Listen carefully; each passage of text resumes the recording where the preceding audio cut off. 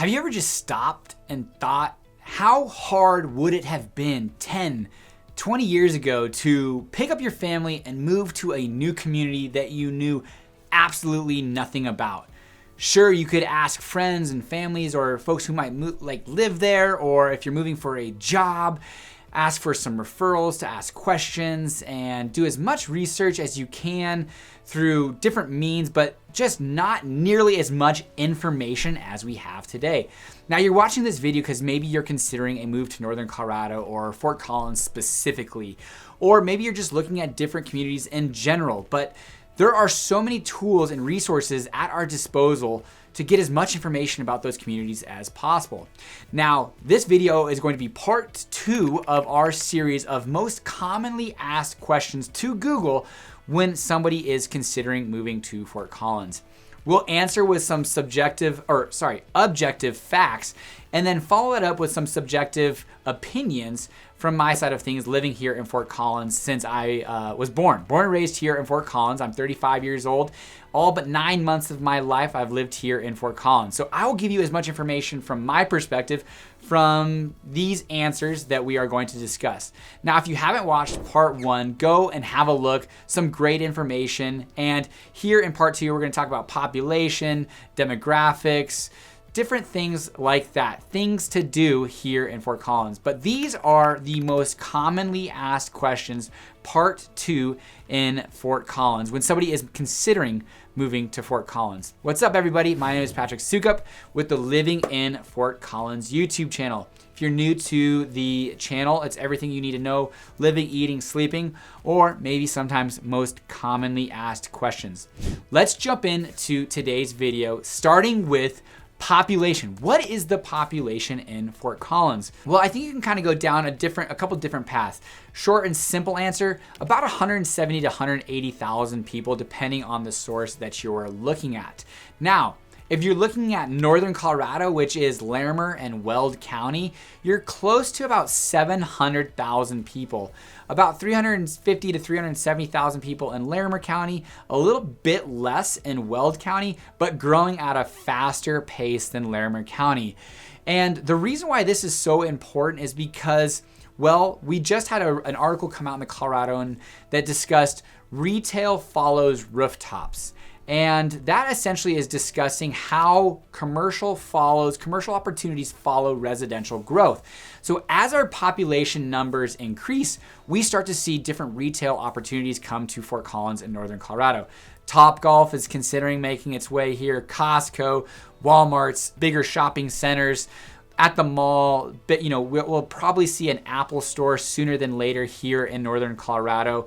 And different breweries and restaurants make their way here and have a better opportunity to survive because of density and population. Ultimately, these places do so much research on the growth, where they're going to get their employment people from, and understand the dynamics of our area and see that Fort Collins and Northern Colorado is a growing area. When I grew up here, right around 100,000 people was here in Fort Collins, and we've just seen this, dramatic increase. When my parents moved here in the 60s, it was a community that only went as far south as Prospect. We live on a grid system here in Fort Collins. Essentially, all of our major arteries are separated by 1 mile.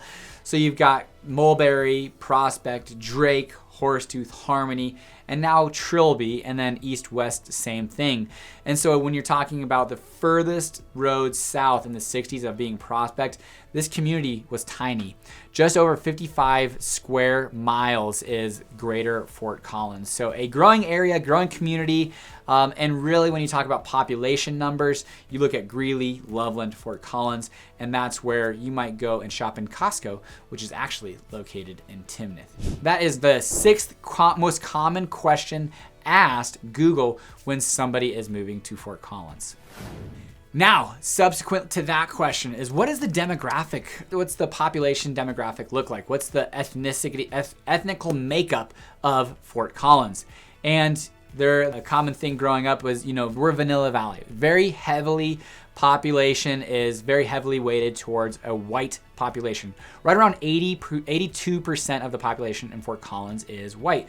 But that number has decreased over the years. That used to be closer to 90% when I was growing up. And we're seeing a stronger influx of Hispanic, Asian, Black individuals, or people who associate themselves with 2 or more ethnicities. So we are an evolving community, but still very heavily weighted white. And that's something to where I think a lot of individuals take into consideration when they're moving here because, well, like my wife, when she was considering leaving Fort Collins, one of the big reasons why is she wanted to make sure that her kiddos had other people who looked similar to her going through elementary school and middle school so that she wasn't necessarily singled out or, why does your hair look that way? And it's amazing to see, in my daughter's preschool class, kids of different ethnical backgrounds and more of that happening. So very positive things in Fort Collins, but very predominantly white, just about 82% of the population. Now, of that 82% of the population that are predominantly white, more Black, Asian, Hispanic cultures are going to be really heavily weighted around the campus, CSU, which is a huge portion of our community, really the backbone of Fort Collins. The median age here in Fort Collins is about 29 to 30 years old. And from there, we have a 31,500 plus in student enrollment at CSU. And when those students go home in the springtime after their spring session is out, summers definitely you can tell a pretty dramatic decrease in our traffic here in Fort Collins. And then when they return in the fall, it does pick up quite a bit. But we are a high energy community when you get around that campus area. We're going to be interviewing a buddy of mine who's the director of entrepreneurship over at CSU.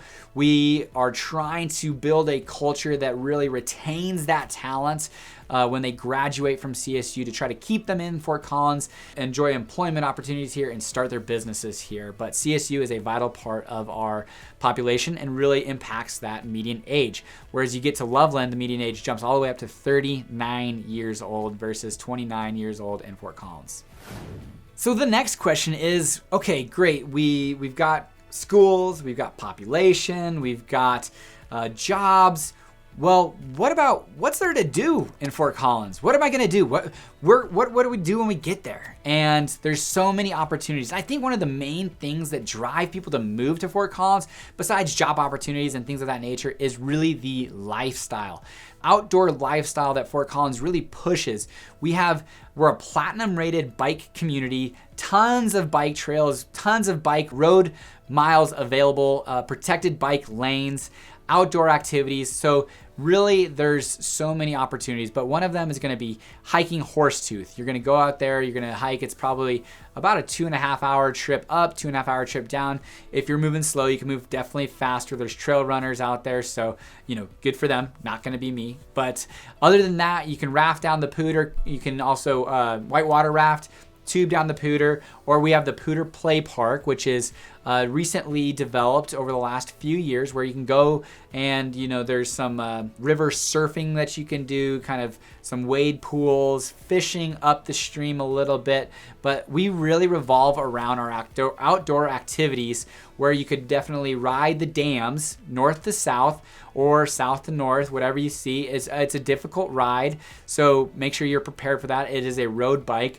And be on the lookout because it is lots of cars on those roads as well. But a lot of our activity revolves around the mountains and the Pooter River. And if you're not going to be around the Pooter River or the mountains, a lot of people come in town to enjoy our world-class brewery scene.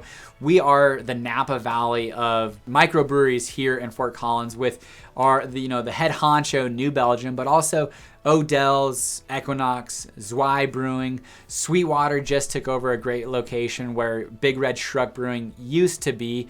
But Cooper Smith's is, one of the original microbrewers in Fort Collins that is still around today. You can go have a great buffalo burger there and have some good beer options that have been around since the 1980s. And the culture here in Fort Collins is around that outdoor, have fun, work hard, play hard, and the play hard portion of it is going and enjoying one of our mini breweries here in Fort Collins, which a lot of them are around Old Town. Old Town Fort Collins, as we've talked about in previous videos, is some influence for Disneyland. Harper Goff, brought some of those ideas to Disneyland, and so some of those historic buildings, but Old Town Square with the splash pad, the concerts, Fort Collins Music Experiment is coming up, Fort Collins Food Festival, something that is really something that music and opportunities and fun things to do here in Fort Collins. A lot of them are going to be spring to fall because winters can get cold here, so not too many outdoor activities, but there are plenty of people that do ride their bikes into work year round. Now, if you're not going to the mountains or rafting down the Pooter or spending time in Old Town, again, I talked about we are a community that has centered around and built off of Colorado State University. Now, we don't have the best football teams or basketball teams, but we have good football teams and decent basketball teams, and those are definitely sporting events that people go to, tailgate at a world-class football facility, smaller, especially if you're coming from, say, in Alabama or Michigan, Ohio State, or down in Texas, even in high school stadiums. I'm sure some of those are bigger than ours, but it seats about 30,000 people at Canvas Stadium, and definitely something to enjoy on a Saturday afternoon during the fall, or during the winter where there's not as much to do outdoors. Go watch Nico Medved and the CSU Rams basketball team. Definitely something to check out. And there's so many other things that you could do as a family. When I grew up here, and I have no data to back this, so I don't know where the stat came from or how it came to be, but when I was going through elementary school, we were always discussed as Fort Collins had the most restaurants per capita in the United States. Again, no backing to this, but I can tell you that there's plenty of restaurant opportunities. One thing that is changing a little bit in Fort Collins is the wait.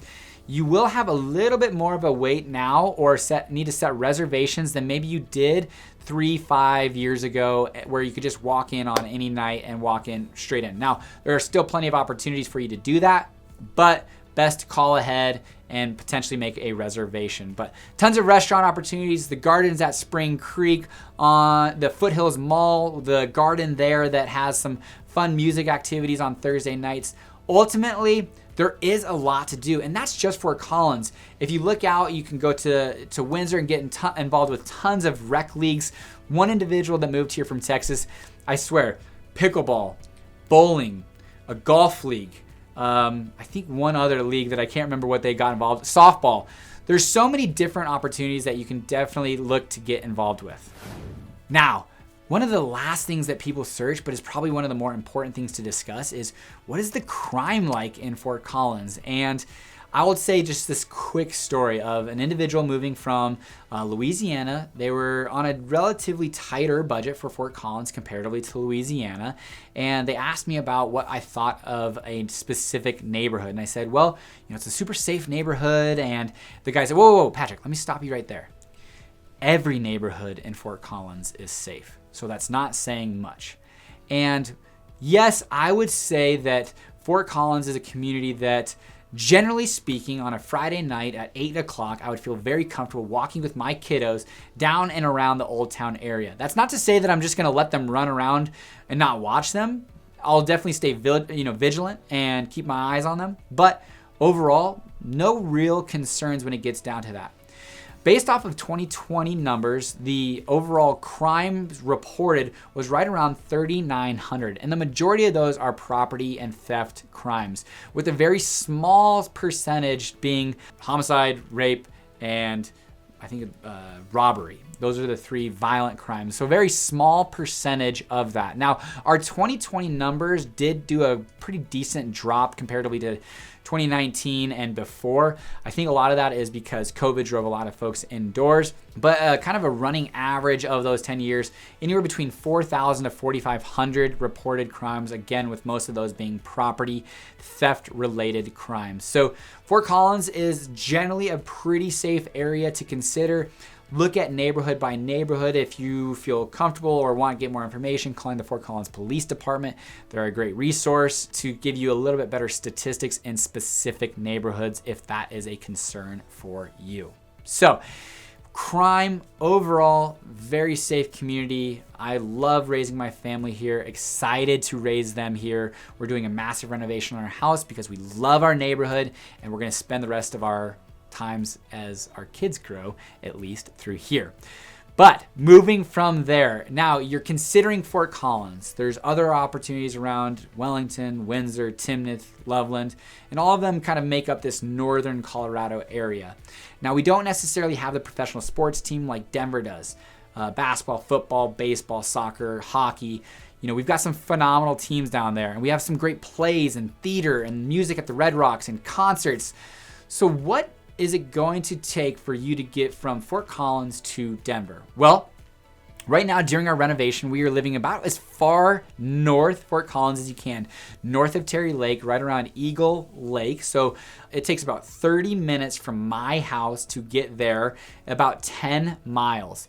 So from that location to Ball Arena, which is a good kind of center point for, you know, downtown Denver, is going to be 69 miles or about an hour and 10 minutes depending on traffic. Now for my house, which I live on the southeast side of town, pretty easy to get on I-25, about 10 miles less. So it's going to be about 59 miles to get to Ball Arena and roughly about 55 minutes or so depending on traffic. So really a pretty quick, easy trip to get down there. We went down to the NCAA tournament just about 2 weeks ago, and really simple, quick, easy afternoon type trip. Left about 1 o'clock, got home about 10:30 at night. Spent 5 hours getting food, watching some basketball, and coming back home. So having a major metro so close to us is definitely a benefit to have.